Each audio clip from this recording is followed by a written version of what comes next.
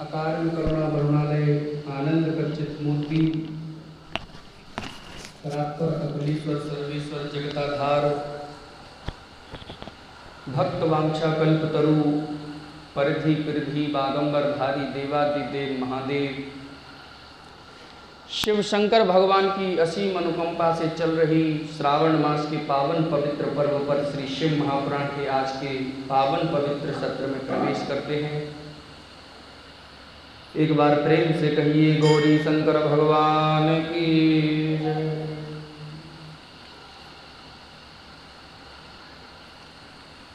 नारद जी अपने पिता ब्रह्मा जी से कहते हैं कि हे पूज्य पिताजी, कल आपने बड़ी श्रद्धा पूर्वक बताया था कि माता पार्वती का जन्म कैसे हुआ।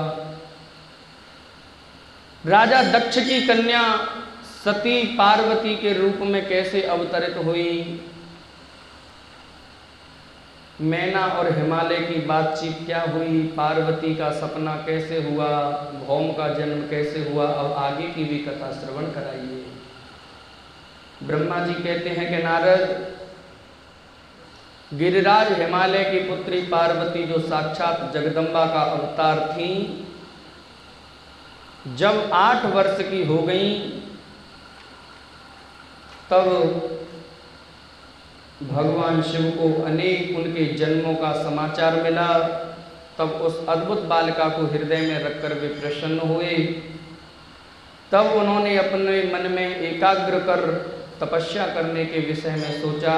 तत्पश्चात नंदी एवं कुछ और गणों को अपने साथ लेकर महादेव जी हिमालय के सर्वोच्च शिखर पर गंगोत्री नामक तीर्थ पर चले गए।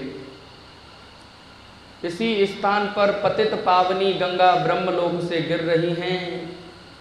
भगवान शिव ने उसी स्थान को तपस्या करने के लिए चुना। शिवजी अपने मन को एकाग्रचित कर आत्मभूत ज्ञानमय नित्य ज्योतिर्मय चिदानंद स्वरूप परब्रह्म परमात्मा का चिंतन करने लगे। अपने स्वामी को ध्यान में मग्न पाकर नंदी एवं अन्य शिवगण भी समाधि लगाकर बैठ गए। कुछ गण शिवजी की सेवा करते तथा कुछ उस स्थान की सुरक्षा हेतु कार्य करते। जब गिरिराज हिमालय को शिवजी के आगमन का यह शुभ समाचार प्राप्त हुआ, तब वे प्रेम पूर्वक मन में आदर का भाव लिए अपने सेवकों सहित उस स्थान पर आए जहाँ पर भोले बाबा तपस्या करने के लिए उपस्थित होने वाले थे। हिमालय ने दोनों हाथ जोड़कर रुद्रदेव को प्रणाम किया। तत्पश्चात उनकी भक्ति भाव से पूजा आराधना करने लगे। हाथ जोड़कर हिमालय बोले, भगवान आप यहाँ पधारे, यह मेरा सौभाग्य है। प्रभु आप भक्त वत्सल हैं। आज आपके साक्षात दर्शन पाकर मेरा जन्म सफल हो गया। आप मुझे अपना सेवक समझें और अपनी सेवा करने की आज्ञा प्रदान करें। हे प्रभु, आपकी सेवा करके मेरा मन अत्यंत आनंद का अनुभव करेगा।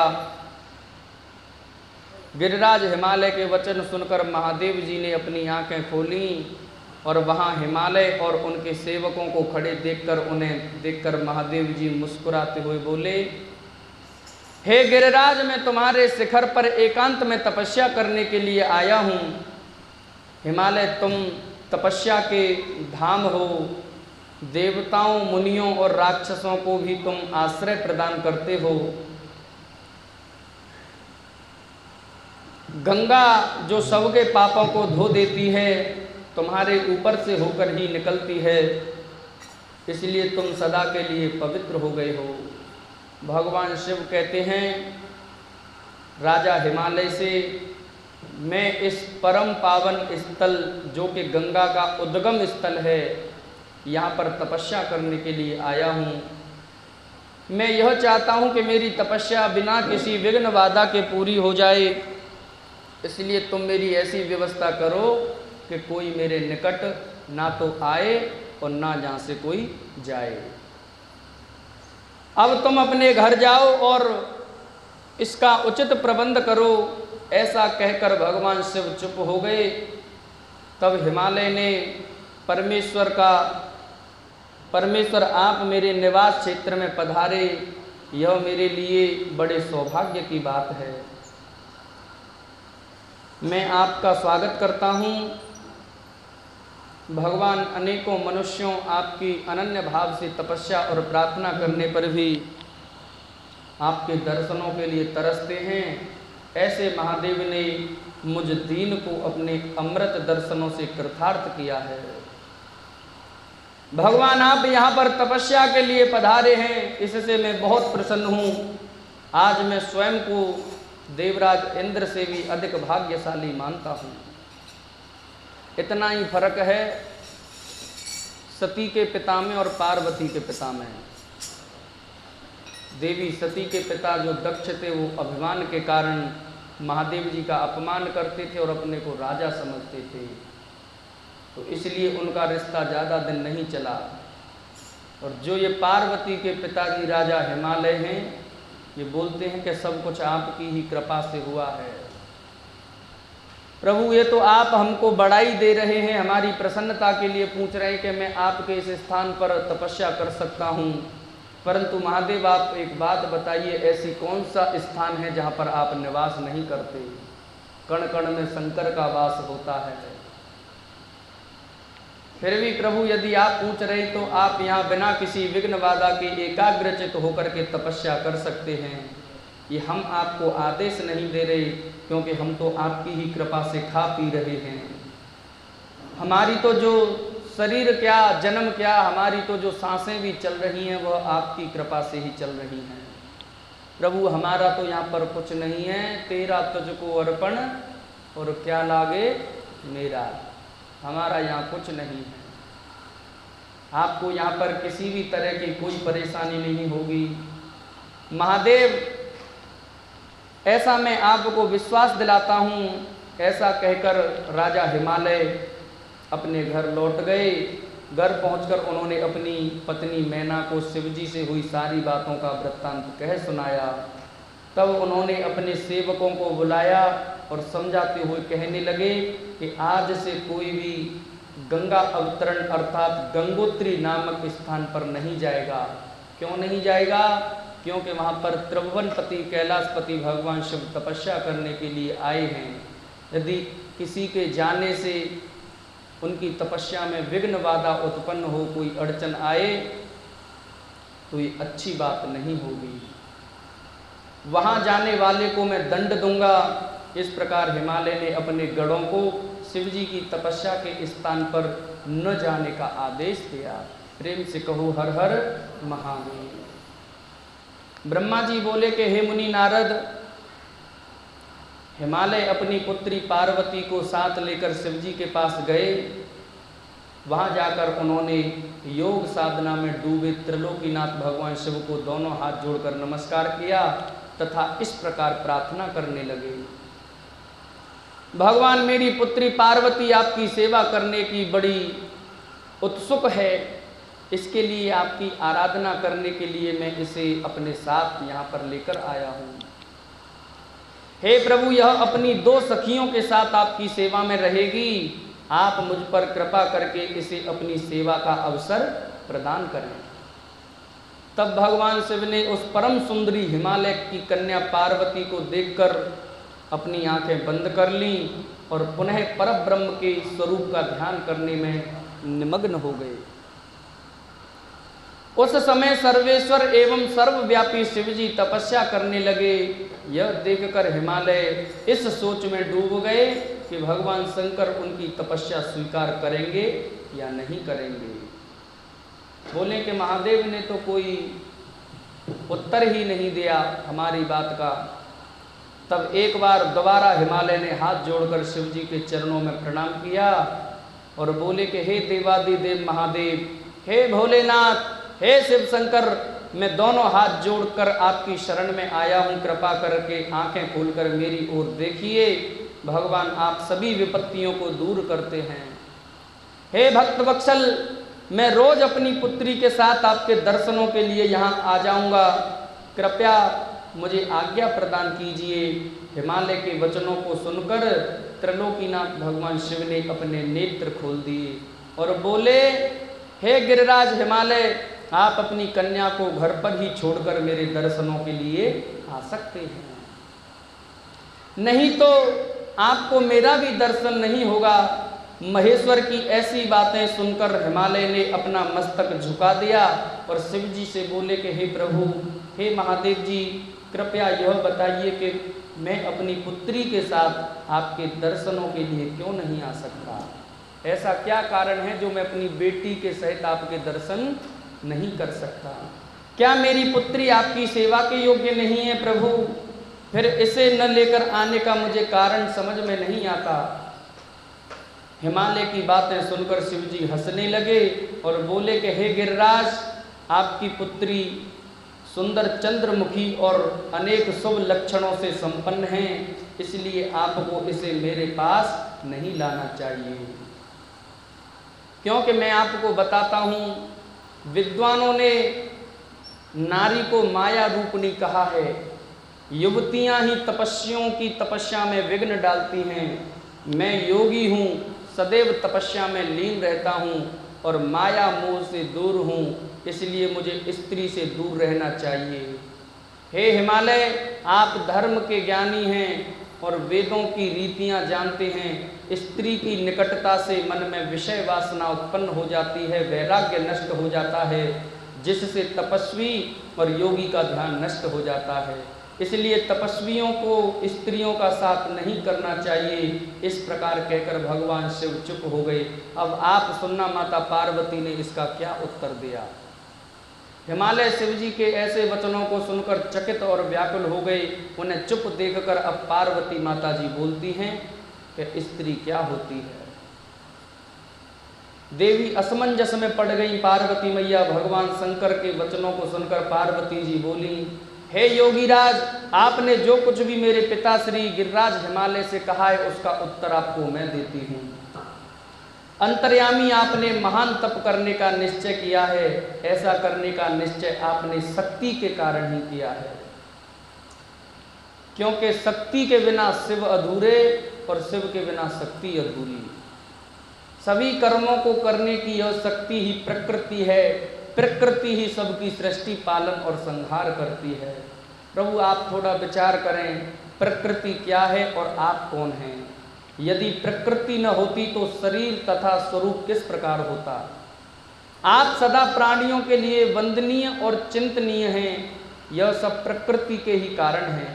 पार्वती जी के वचनों को सुनकर उत्तम लीला करने वाले भगवान शिव हंसते हुए बोले, मैं अपने कठोर तप द्वारा प्रकृति का नाश कर चुका हूँ। अब मैं तत्व रूप में स्थित हूँ। साधु पुरुषों को प्रकृति का संग्रहण नहीं करना चाहिए।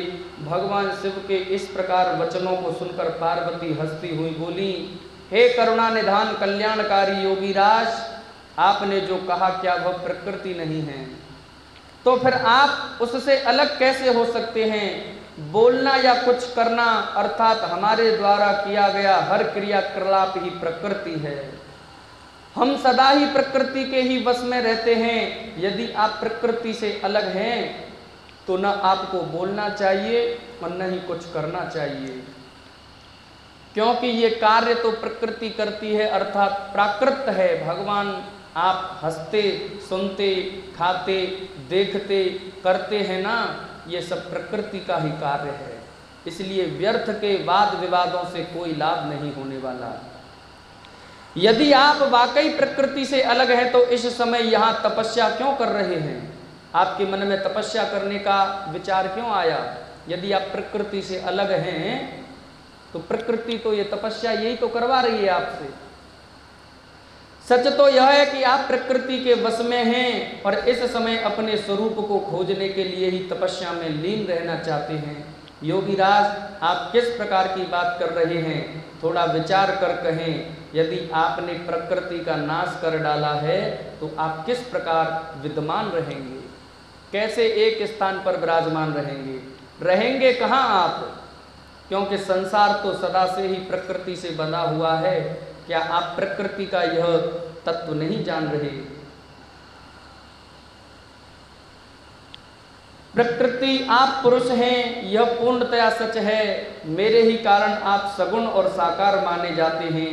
भगवान आप जितेंद्रिय होने पर भी प्रकृति के अनुसार ही कर्म करते हैं। हे महादेव, यदि आप यही मानते हैं कि आप प्रकृति से अलग हैं, तो आपको मेरी किसी भी सेवा से और किसी भी प्रकार से डरना नहीं चाहिए। यदि आपके मन में दृढ़ संकल्प है, आपके मन में निष्ठा है, आपके मन में विश्वास है, तो आपको ऐसा तो सोचना ही नहीं चाहिए कि योगियों की तपस्या में विघ्न डालने वाली माताएं बहनें होती हैं। यदि आपका मन सच्चा है तो आप देखो ही नहीं उसकी तरफ। आप तो वह करो जिसका करने का आप संकल्प लेकर के आए हो अपने साथ। पार्वती के मुख से निकले सांख्य शास्त्र में डूबे हुए वचन सुनकर भगवान शिव निरुत्तर हो गए। उन्होंने कोई उत्तर नहीं दिया। तब उन्होंने पार्वती जी को अपने दर्शन और सेवा करने की आज्ञा प्रसन्नता पूर्वक प्रदान कर दी। तत्पश्चात भगवान शिव पर्वतराज हिमालय से बोले, हे गिरिराज हिमालय, मैं तुम्हारे इस शिखर पर तपस्या करना चाहता हूँ, कृपया मुझे इसकी आज्ञा प्रदान करें। देवादिदेव भगवान शिव के इस प्रकार के वचनों को सुनकर गिरिराज हिमालय ने दोनों हाथ जोड़कर बोले, हे महादेव, यह पूरा संसार आपका है। सभी देवता, असुर, मनुष्य सदैव आपका पूजन और चिंतन करते हैं। मैं आपके सामने एक तुच्छ मनुष्य हूँ, भला मैं आपको किस प्रकार आज्ञा दे सकता हूँ? प्रभु, यह आपकी इच्छा है, आप जब तक यहाँ निवास करना चाहें कर सकते हैं। हे गिरिराज के वचनों को सुनकर भगवान शिव मुस्कुराने लगे और आदर पूर्वक हिमालय से बोले, अब आप यहाँ से जाइए। अब हमारी तप करने की इच्छा है। तुम्हारी कन्या नित्य आकर मेरे दर्शन कर सकती है और मेरी सेवा करने की भी मैं उसे आज्ञा देता हूँ। लोक कल्याणकारी भगवान शिव के इन उत्तम वचनों को सुनकर हिमालय और पार्वती जी बहुत प्रसन्न हुए। उन्होंने त्रिलोकीनाथ भगवान शिव को नमस्कार किया और अपने घर लौट गए। उसी दिन से पार्वती जी प्रतिदिन भगवान शिव के दर्शनों के लिए वहाँ जाती थी। कहाँ? जहाँ पर भगवान शिव तपस्या करने के लिए आए। उस समय उनके साथ उनकी दो सखियां भी वहां जाती और भक्ति पूर्वक शिव जी की सेवा करती। वे महादेव के चरणों को धोकर उस चरणामृत को पान करती थी। तत्पश्चात उनके चरणों को पहुँचती, फिर उनका षोडश उपचार अर्थात 16 उपचारों से विधिवत पूजन करने के पश्चात अपने घर वापस आती। इस प्रकार प्रतिदिन शिव जी का पूजन करते हुए बहुत समय व्यतीत हो गया। कभी कभी पार्वती जी अपनी सखियों के साथ वहाँ भक्ति पूर्वक उनके भजनों को गाती थीं। एक दिन सदाशिव ने पार्वती जी को इस प्रकार अपनी सेवा में तत्पर देखकर विचार किया कि जब इनके हृदय में उपजे अभिमान के बीज के अंकुर का नाश हो जाएगा, तभी मैं इनका पाणिग्रह संस्कार कर लूँगा। यानी कि माता पार्वती के मन में से जिस दिन अभिमान अहंकार नष्ट हो जाएगा, उसी दिन मैं इनको अपनी पत्नी के रूप में स्वीकार कर लूँगा। प्रेम से कहो शंकर भगवान की। ऐसा सोचकर लीलाधारी भगवान शिव अपने ध्यान में मग्न हो गए। तब उनका मन चिंता मुक्त हो गया। तब देवी पार्वती भगवान शिव की शुद्ध भाव से पार्वती को प्रतिदिन दर्शन देते थे। इसी बीच इंद्र और अन्य देवता मुनि ब्रह्मा जी के पास पहुँचे। ब्रह्मा जी की आज्ञा से कामदेव हिमालय पर्वत पर गए। सभी देवताओं के कार्य की सिद्धि हेतु काम की प्रेरणा से पार्वती शिव का संयोग करना चाहते थे। इसका कारण यह था कि महापराक्रमी तारकासुर ने ऋषियों, मुनियों और देवताओं की नाक में दम कर रखा था। उसका वध करने के लिए उन्हें भगवान शिव जैसे महापराक्रमी और बलवान पुत्र की आवश्यकता थी। कामदेव ने हिमालय के शिखर पर पहुंचकर अनेक यत्न किए, परंतु भगवान शिव काम की माया से मोहित न हो सके।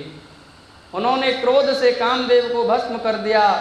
अब शक्ति में ही सामर्थ्य थी कि शिव को मोहित कर दें, देवताओं की इच्छा को साकार करती, इसलिए काम के अनंग होने के बाद जन कल्याण के लिए तथा अपने व्रत को पूरा करने के लिए पार्वती ने मन ही मन शिव जी को पति रूप में पाने का दृढ़ निश्चय कर लिया। कठोर तपस्या करके देवी पार्वती ने शिव जी के हृदय को जीत लिया। तब वे दोनों अत्यंत प्रेम से प्रसन्नता पूर्वक रहने लगे और उन्होंने देवताओं के महान कार्य को सिद्ध किया। नारद जी कहने लगे कि पिताजी, तारकासुर कौन था जिसने देवताओं को भी पीड़ित किया, उन्हें स्वर्ग से निष्कृत क्यों किया और स्वर्ग पर अपना एकाधिकार स्थापित कर लिया? मुझे इसके विषय में आप थोड़ा असमंजस से समझाइए। ब्रह्मा जी बोले कि हे मुनि, मरीचि के पुत्र कश्यप मुनि थे, उनकी 13 स्त्रियां थीं, जिसमें सबसे बड़ी दिति थी। उससे हिरण्यकशिपु तथा हिरण्याक्ष नामक 2 पुत्र हुए। हिरण्यकशिपु तथा हिरण्याक्ष को श्री हरि विष्णु ने वाराह तथा नरसिंह रूप धारण करके मार दिया था। हिरण्यकशिपु को जानते हो कौन थे? प्रहलाद के पिताजी।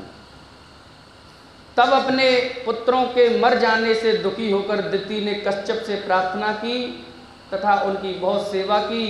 उनकी कृपा से दिति पुनः गर्भवती हो गई। जब इंद्र को इस बात का पता चला तो उन्होंने दिति के गर्भ में ही उनके बच्चे के छोटे छोटे टुकड़े कर दिए, परंतु दिति के व्रत एवं अन्य भक्ति भाव से बालक को मारने में वे सफल न हुए। समय पूरा होने पर उसके गर्भ से 49 बालक उत्पन्न हुए। ये सभी भगवान शिव के गण हुए तथा शीघ्र ही स्वर्ग में चले गए। तत्पश्चात दिति पुनः अपने पति कश्यप मुनि के पास गई और उनसे पुनः मां बनने के विषय में कहने लगी। तब कश्यप मुनि ने कहा कि हे प्रिय दिति, अपना तन मन शुद्ध कर भक्ति भाव से तपस्या करो। 10,000 वर्ष बीतने के पश्चात तुम्हें तुम्हारी इच्छा के अनुरूप पुत्र की प्राप्ति होगी। यह सुनकर दिति ने श्रद्धा पूर्वक 10,000 वर्ष तक तप किया, कठोर तपस्या की। तत्पश्चात तपस्या के उपरांत पुनः वे अपने घर लौट आईं। अब कश्यप मुनि की कृपा से दिति गर्भवती हो गई। इस प्रकार उन्होंने एक अत्यंत पराक्रमी और बलवान पुत्र को जन्म दिया। इस पुत्र का नाम वज्रांग था। वज्रांग दिति की इच्छा के अनुरूप ही था। दिति इंद्र द्वारा किए गए छल कपट से बहुत दुखी थी और उनसे बदला लेने के लिए अपने पुत्र वज्रांग को देवताओं से युद्ध करने की आज्ञा देती हैं। वज्रांग और सभी देवताओं का बहुत भयानक युद्ध हुआ। तत्पश्चात वीर और पराक्रमी वज्रांग ने अपनी माया के आशीर्वाद से सभी देवताओं को परास्त कर दिया और स्वर्ग का राज्य हथियार कर वहां राजा बना गया। सभी देवता उसके अधीन हो गए। तब यह देखकर दिति को बहुत प्रसन्नता हुई। एक दिन कश्यप मुनि के साथ मैं स्वयं वज्रांग के पास गया। ब्रह्मा जी कहते हैं, मैंने वज्रांग से अनुरोध किया कि वह देवताओं को इंद्र की गलती की सजा दे तथा इंद्र सहित सभी देवताओं को क्षमा कर दे। मेरे इस प्रकार कहने पर वज्रांग बोला कि हे ब्रह्मा, मुझे राज्य का कोई लोभ नहीं है। मैंने इंद्र की दुष्टता के कारण ही ऐसा किया है। इंद्र ने मेरी माता के गर्भ में घुसकर मेरे भाइयों को मारने का प्रयत्न किया था। तभी मैंने इंद्र के राज्य को जीतकर उसे स्वर्ग से निष्कृत कर दिया है। भगवान, मुझे भोग विलास की भी कोई इच्छा नहीं है। इंद्र सहित सभी देवता अपने अपने कर्मों का फल भोग चुके हैं। अब मैं स्वर्ग का राज्य इंद्र को वापस सौंप सकता हूँ। मैंने अपनी माता की आज्ञा मानकर यह सब किया है।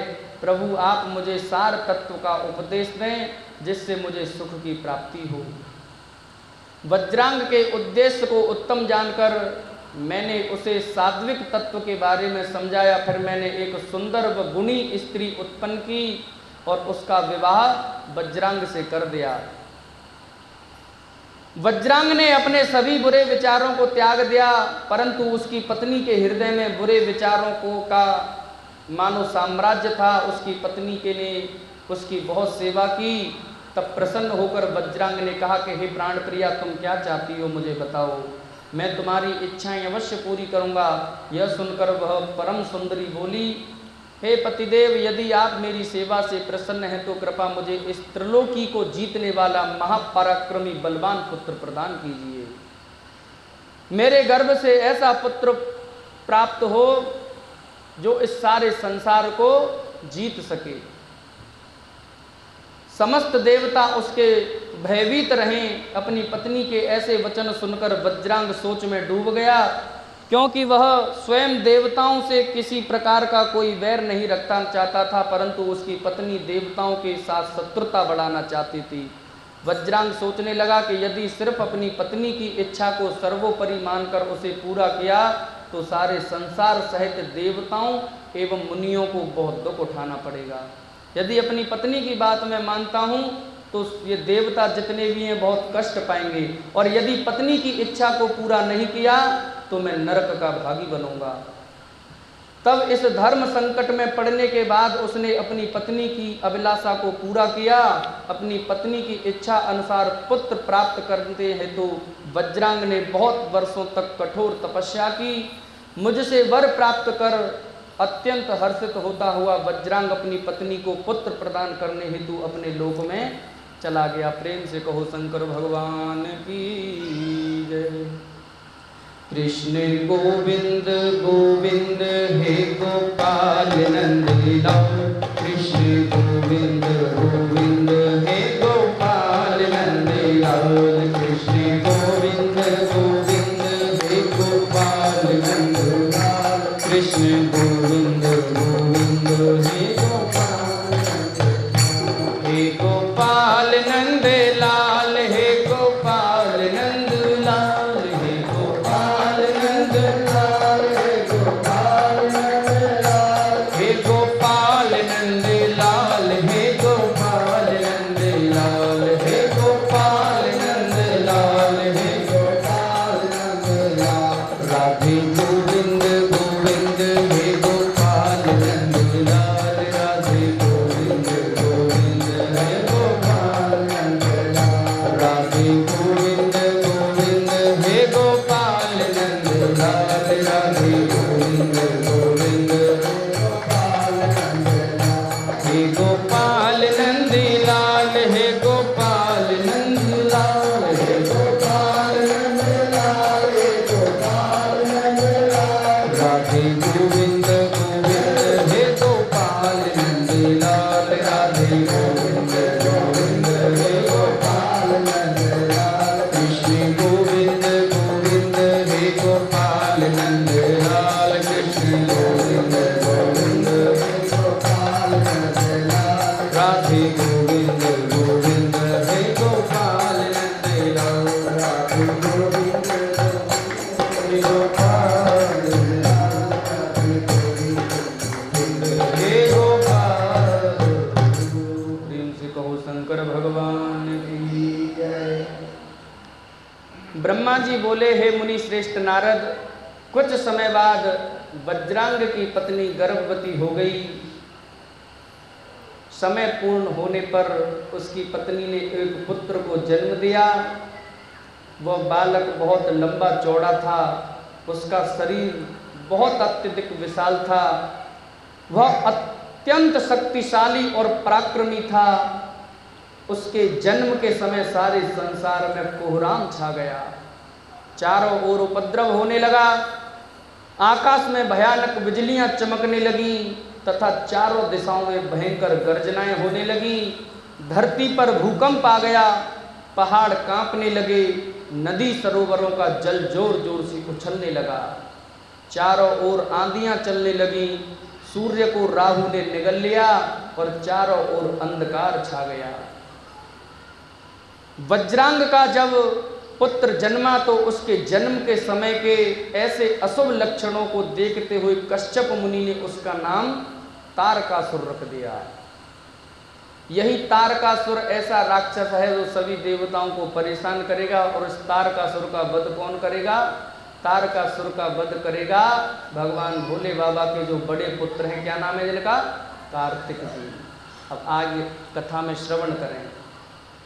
तो कश्यप मुनि ने उसका नाम तारक रखा।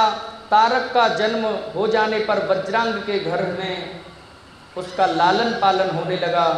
थोड़े ही समय में तारक का शरीर और बड़ा हो गया। वह पर्वत के समान विशाल और विकराल होता जा रहा था। कुछ समय पश्चात तारक ने अपनी माता और पिता वज्रांग से तपस्या करने की आज्ञा मांगी। ये राक्षस भी राक्षस तब बनते हैं जब तपस्या करते हैं। तब उसके माता पिता ने प्रसन्नता पूर्वक उसको आज्ञा प्रदान कर दी। साथ ही उसकी माता ने उसे यह आदेश दिया कि वह देवताओं को अवश्य जीते, देवताओं पर अवश्य विजय प्राप्त करे और उन पर अपना आधिपत्य कर स्वर्ग का अधिकार ले। अपनी माता की आज्ञा पाकर वज्रांग का पुत्र तारक तपस्या करने के लिए मधुवन में चला गया। वहां तारक ने, ब्रह्मा जी कहते हैं कि मुझे प्रसन्न करने के लिए कठोर तप करना आरंभ कर दिया। उसके अपने दोनों हाथों को सिर के ऊपर ऊंचा कर लिया और ऊपर की ओर देखने लगा तथा एक पैर पर खड़े होकर एकाग्र मन से 100 वर्षों तक तपस्या करता रहा। उस समय वह केवल जल और वायु से ही अपना जीवन यापन करता था। तत्पश्चात उसने 100 वर्ष जल में और 100 वर्ष थल में और 100 वर्ष अग्नि में रहकर कठिन तप करके मुझे प्रसन्न करने का प्रयत्न किया। फिर 100 वर्ष पृथ्वी पर हथेली धारण करके 100 वर्ष वृक्ष की शाखा को पकड़कर तथा अनेकों प्रकार के दुख सहन कर कर वह तप करता था। इस तपस्या के प्रभाव से उसके शरीर में तेज निकलने लगा, देवलोक जलने लगा। यह देखकर सभी देवता घबरा गए। फिर मैं स्वयं तारकासुर के पास वरदान देने के लिए गया। ब्रह्मा जी कहते हैं, मैंने तारकासुर से कहा कि हे तारक, मैं तुम्हारी इस दुसस्य तपस्या से बहुत प्रसन्न हूँ। तुमने इस कठोर तप करके मुझे प्रसन्न किया है, तुम्हारा इसके पीछे क्या प्रयोजन है? निसंकोच होकर मुझे बताओ, मैं तुम्हें तुम्हारे मनोवांछित फल को अवश्य प्रदान करूँगा। तुम अपनी इच्छा अनुसार वर मांगो। ब्रह्मा जी के इन वचनों को सुनकर तारकासुर उनकी स्तुति करने लगा। तत्पश्चात वह बोला कि हे विधाता, हे ब्रह्मा जी, अगर आप मेरी तपस्या से प्रसन्न होकर मुझे वरदान देना चाहते हैं तो प्रभु मुझे पहला वरदान ये दें कि आपके द्वारा बनाई गई इस सृष्टि में मेरे समान कोई भी तेजवान और बलवान नहीं होना चाहिए। दूसरा वर यह दें कि मैं अमर हो जाऊं, अर्थात कभी मृत्यु को प्राप्त न होऊं। तब मैंने कहा कि इस संसार में कोई भी अमर हुआ ही नहीं। आज तक ऐसा कोई जीव, कोई राक्षस उत्पन्न नहीं हुआ कि जिसका जन्म हो और जन्म होने के बाद वह मृत्यु को प्राप्त नहीं हुआ। इस संसार में अमर होकर के कोई नहीं आया है, इसलिए तुम इच्छा अनुसार मृत्यु का वर मांगो। तारक ने अहंकार भरी विनम्रता से निवेदन किया कि भगवान, मेरी मृत्यु अगर हो तो भगवान शंकर के जो पुत्र हों, भगवान शंकर के बीच से बालक के चलाए हुए शस्त्र से ही मेरी मृत्यु हो, अन्यथा इसके अलावा मुझे कोई मार नहीं सकता। क्योंकि तारकासुर सोच रहा था न भोले बाबा ब्याह करेंगे और ना उनके कोई बालक होगा और ना ही मेरा मरण होगा। क्योंकि वो तो सोच रहा था कि भोले बाबा तो तपस्या करने लगने, पर उसको क्या पता कि भोले बाबा अभी भूत प्रेतों को भी अपनी बारात में लेकर जाएंगे, हम भी जाएंगे। मैंने तारकासुर को उसके मांगे हुए वर प्रदान कर दिए तथा अपने लोक में लौट आया। वर पाकर तारक बहुत खुश हुआ। वह भी वर प्राप्ति का समाचार देने के लिए अपने घर को चला गया। दैत्यों के गुरु शुक्राचार्य ने तारक को असुरों का राजा बना दिया। अब तारकासुर नाम से प्रसिद्ध हो गया। कौन? तारक। जो तारक था वह तारकासुर नाम से प्रसिद्ध हो गया। वह तीनों लोकों पर अपना अधिकार स्थापित करना चाहता था, इसलिए सबको पीड़ित कर, उनसे युद्ध कर, उन्हें हराकर सबके राज्यों पर अपना अधिकार करता जा रहा था। स्वर्ग के राजा इंद्र ने भी डर कर अपना वाहन ऐरावत हाथी, अपना खजाना और 9 सफेद रंग के घोड़े उसे दे दिए। ऋषियों ने डर के मारे कामधेनु गाय तारकासुर को दे दी। इसी प्रकार अन्य देवताओं ने भी अपनी अपनी प्रिय वस्तुएं तारकासुर को अर्पित कर दी। अन्य लोगों के पास जो भी उत्तम उत्तम वस्तुएं थीं उन्हें भी दैत्यराज तारक ने अपने अधिकार में कर लिया। इतना ही नहीं, समुद्रों ने भी भयभीत होकर अपने अंदर छिपे हुए अमूल्य रत्न निकालकर तारकासुर को सौंप दिए। तारकासुर के भय से पूरा जगत कांपने लगा था। उसका आतंक दिनों दिन बढ़ता ही जा रहा था। पृथ्वी, सूर्य, चंद्रमा, वायु, अग्नि सभी तारकासुर के डर के कारण अपने सभी कार्य सुचारू रूप से करते थे, डर डर के करते थे। यानी जीतते थे परंतु वह उनका जीतना हारने के ही समान हो जाता था। जिंदगी तो जीते परंतु कैसे जीते? डर डर के, कहीं तारकासुर हमको मार ना दे, भय उनके मन में सताता रहता था। दैत्यराज तारकासुर ने देवताओं और पितरों के भागों पर भी अपना अधिकार जमा लिया था। उसने इंद्र को युद्ध में हराकर स्वर्ग का सिंहासन भी हासिल कर लिया। उसने स्वर्ग के सभी देवताओं को वहां से निकाल दिया जो अपनी प्राण रक्षा के लिए इधर उधर भागने लगे। ब्रह्मा जी बोले कि नारद, सभी देवता तारकासुर के डर के कारण मारे मारे इधर उधर भटक रहे थे। इंद्र ने सभी देवताओं को मेरे पास आने की सलाह दी। सभी मेरे पास आए। सभी देवताओं ने मुझे हाथ जोड़कर प्रणाम किया और मेरी अनेकों प्रकार से स्तुति करने लगे।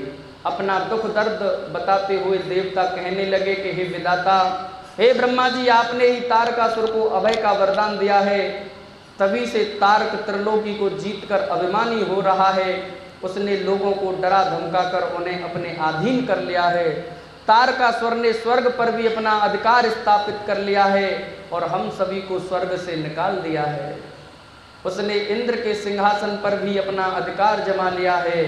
अब उसके आदेश से उसके असुर हमारे प्राणों के प्यासे बनकर हमें ढूंढ रहे हैं, तभी हम अपने प्राणों की रक्षा करने के लिए आपकी शरण में आए हैं।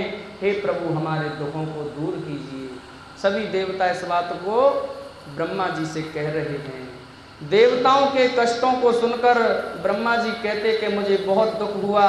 मैंने उन्हें सांत्वना देते हुए कहा, मैं इस संबंध में जो कुछ भी नहीं कर सकता, क्योंकि तारकासुर के घोर तप से प्रसन्न होकर के ही मैंने उसे अतुल्य बलशाली होने का वर प्रदान किया था।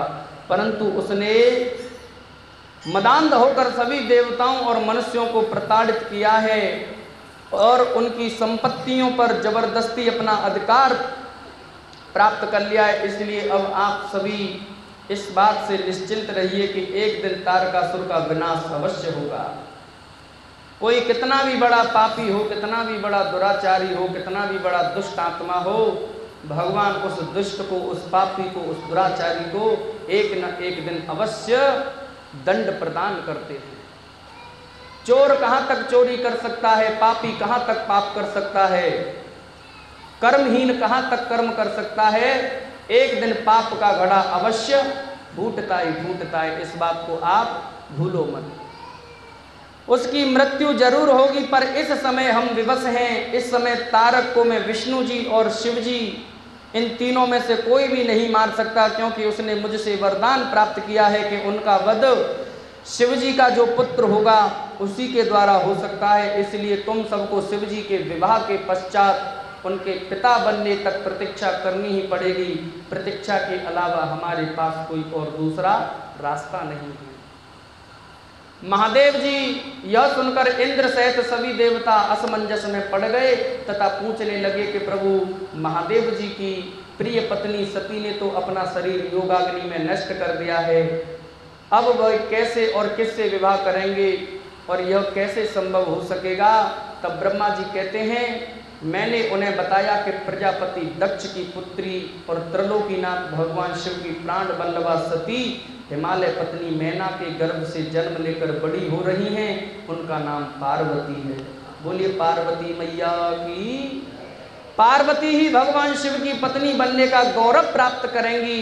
अतः अब तुम भगवान शिव के पास जाकर उन्हें विवाह के लिए राजी करने की कोशिश करो। शिव पार्वती का पुत्र ही तुम्हें तारकासुर के भय से मुक्त करा सकता है। अतएव तुम भगवान शिव से प्रार्थना करो कि वे देवी पार्वती के साथ विवाह करने के लिए राजी हो जाएं। इस बात को अच्छे से जान लो कि शिव पुत्र ही तुम्हारा उद्धार कर सकता है। स्वयं भोले बाबा भी आपके इस काम को नहीं कर सकते। क्यों? क्योंकि मैंने उसको वरदान दिया है। अब मैं तारकासुर को समझाता हूं कि वह व्यर्थ में देवताओं को तंग करना बंद कर दे और उन्हें उनका भाग वापस दे दे और स्वयं भी शांत से जीवन यापन करे। यह कहकर मैंने इंद्र व अन्य देवताओं को वहां से विदा कर दिया। तत्पश्चात मैंने स्वयं तारकासुर को समझाने के लिए उसके पास गया। तारकासुर ने मुझे प्रणाम किया और मेरी स्तुति एवं वंदना करने लगा।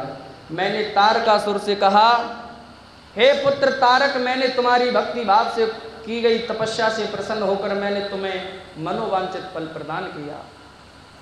वे वरदान मैंने खुशी से तुम्हारी बेहतरी के लिए दिए थे, परंतु तुम उन वरदानों का गलत उपयोग कर रहे हो, सदुपयोग नहीं कर रहे हो। वर प्राप्त करने के उपरांत तुम अपनी सीमाओं को भूल गए हो। अनावश्यक अभिमान के नशे में चूर होकर तुम्हें यह भी याद नहीं रहा कि देवता सर्वदा पूजनीय और वंदनीय होते हैं। तुमने उन्हें भी कष्ट पहुंचाया है, साथ ही उन्हें स्वर्ग से निकालकर बेघर कर दिया है। तुम्हारे सहस्त्र सैनिक अभी भी देवताओं को मारने के लिए ढूंढ रहे हैं। तारकासुर स्वर्ग पर सिर्फ देवताओं का ही अधिकार है, वहां से उन्हें निकालने की तुम्हारी कैसे हिम्मत हुई? स्वर्ग का राज्य छोड़कर वापस पृथ्वी पर लौट जाओ और वहीं पर शासन करो, यह मेरी आज्ञा है। वरना तारकासुर, ध्यान रखना, जो वरदान दे सकता है वो वरदानों को वापस भी ले सकता है।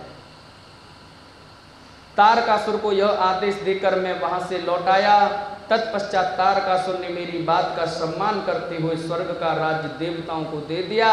वह पृथ्वी पर आकर सोडित नामक नगर पर शासन करने लगा।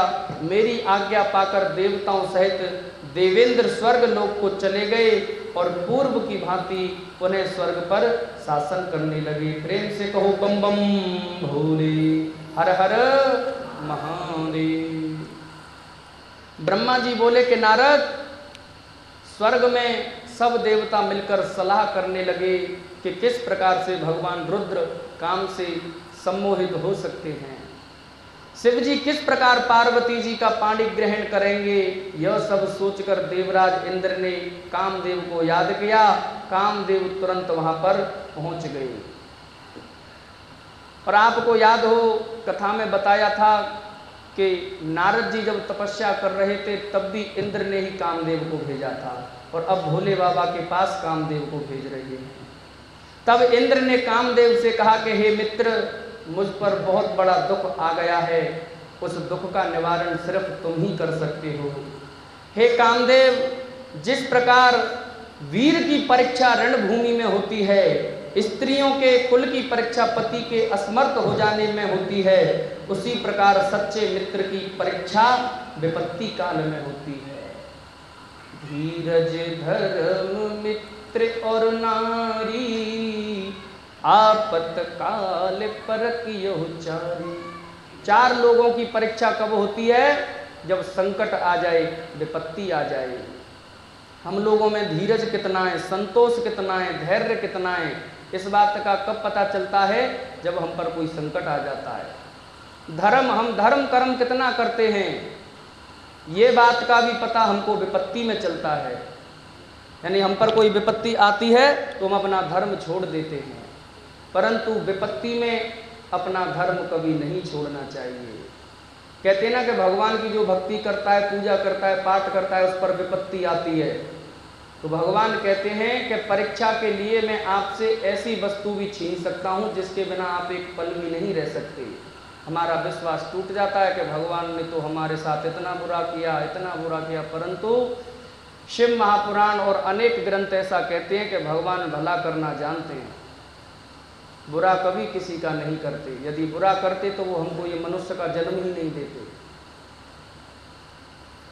और धर्म की परीक्षा विपत्ति में होती है, और एक होता है मित्र, हमारा दोस्त सखा जिसको हम बोलते हैं। एक मित्र की भी परीक्षा मुसीबत में ही होती है कि हमारे साथ खड़ा है कि नहीं खड़ा है। और जो पत्नी होती है उसकी परीक्षा भी विपत्ति में होती है। जब पति बीमार हो जाए, गरीबी आ जाए, दिल टूट जाए, रिश्तेदार ठोकर दे जाएं, तो पत्नी ही उसका साथ देती है कि नहीं देती, ये भी पत्नी की परीक्षा विपत्ति में पड़ती है। रामचरितमानस में ये बात कही है, धीरज धर्म मित्र और नारी आपत्काल परकियो चारी। ये चारों की परीक्षा विपत्ति काल में होती है। तो इंद्र कहते हैं कि आप मेरे मित्र हो और आज मैं विपत्ति में हूँ। आज आपकी इस मित्रता की परीक्षा है कि आप मेरा साथ कैसे देते हो। इस समय मैं भी बहुत बड़ी मुसीबत में फंसा हुआ हूँ और इस विपत्ति से आप ही मुझे बचा सकते हैं। हे कामदेव, यह कार्य देव हित के लिए है, इसमें कोई संशय नहीं है। देवराज इंद्र की बातें सुनकर कामदेव मुस्कुराए और बोले कि हे देवराज, इस संसार में कौन मित्र और कौन शत्रु, यह तो वाकई में देखने की वस्तु है। इसे कहकर कोई लाभ नहीं। देवराज, मैं आपका मित्र हूँ और आपकी सहायता करने की पूरी कोशिश अवश्य करूँगा। इंद्रदेव, जिसने आपके पद और राज्य को छीनकर आपको परेशान किया है, मैं उसे दंड देने के लिए आपकी हर संभव मदद करूँगा। अतः जो कार्य मेरे योग्य है मुझे अवश्य बताइए। कामदेव के इस कथन को सुनकर देवराज इंद्र बड़े प्रसन्न हुए और उनसे बोले कि हे तात, मैं जो कार्य करना चाहता हूँ उसे सिर्फ आप ही पूरा कर सकते हैं। आपके अतिरिक्त कोई भी उस कार्य को करने में समर्थ नहीं हो सकता। तारकासुर नामक एक प्रसिद्ध दैत्य है। तारकासुर ने ब्रह्मा जी की घोर तपस्या करके वरदान प्राप्त किया है। तारकासुर अजेय है। अब पूर्णतः निसंचित होकर पूरे संसार को वह कष्ट दे रहा है, देवताओं को दुख पहुंचा रहा है। मुनि लोग, ऋषि लोग, ब्राह्मण लोग, साधु संत, जति सती सन्यासी जितने भी ये तपस्या करते हैं, उनकी तपस्या में विघ्न डालता है। कभी स्वर्ग को छीन लेता है, कभी किसी को भक्ति नहीं करने देता, किसी को यज्ञ करने नहीं देता। और यदि आप ये कार्य पूरा करेंगे तो हजारों करोड़ों देवताओं को आपको आशीर्वाद प्राप्त होगा। धर्म का नाश करने को आतुर है तारकासुर। उसने सभी देवी देवताओं और ऋषि मुनियों को दुखी कर रखा है। हम देवताओं ने उससे युद्ध किया, परंतु उस अस्त्र शस्त्रों का वहां पर कोई प्रभाव नहीं पड़ा। यही नहीं, स्वयं हरि का सुदर्शन चक्र भी तारकासुर का कुछ नहीं बिगाड़ सका। विष्णु भगवान का जो चक्र होता है वो भी तारकासुर का बाल बाका भी नहीं कर सका। देवराज इंद्र कहते हैं कामदेव से कि मित्र, भगवान शिव के वीर्य से जो उत्पन्न बालक होगा वही तारकासुर का वध कर सकता है। अतः तुम्हें भगवान शिव के हृदय में आसक्ति पैदा करनी है। भगवान शंकर इस समय हिमालय पर्वत पर तपस्या कर रहे हैं और देवी पार्वती अपनी सखियों के साथ मिलकर महादेव जी की सेवा कर रही है। ऐसा करने के पीछे देवी पार्वती का उद्देश्य प्रभु शिव को पति रूप में प्राप्त करना है, परंतु भगवान शिव तो परम योगी हैं, उनका मन सदैव ही उनके बस में है। हे कामदेव, आप कुछ ऐसा उपाय करें कि भगवान शंकर के हृदय में पार्वती का निवास हो जाए और वे उन्हें अपनी प्राण वल्लभा बनाकर उनका पाणिग्रह संस्कार करें। आप कुछ ऐसा कार्य करें जिससे देवताओं के सभी कष्ट दूर हो जाएं और हम सभी को तारकासुर नामक दैत्य से हमेशा हमेशा के लिए छुटकारा मिल जाए। यदि कामदेव आप ऐसा करने में सफल हो जाएंगे ना, तो हम सभी देवता आपके आभारी रहेंगे। आपका बहुत बहुत हमारे ऊपर ऋण रहेगा। ब्रह्मा जी बोले, नारद, देवराज इंद्र के कथन को सुनकर कामदेव का मुख प्रसन्नता से खिल उठा। तब कामदेव देवराज से कहने लगे कि मैं इस कार्य को अवश्य करूँगा। इंद्रदेव को कार्य करने का आश्वासन देकर कामदेव अपनी पत्नी रति और बसंत को लेकर अपने साथ हिमालय पर्वत पर चल दिए, जहाँ पर शिव जी तपस्या कर रहे थे। बोलिए शंकर भगवान की जय। एक भजन भगवान के चरणों में, उसके बाद देखते हैं कि भोले बाबा ने कैसे कामदेव को भस्म किया। आप परेशान न हो, इसीलिए आपके लिए भजनों में थोड़ा बोर न हो।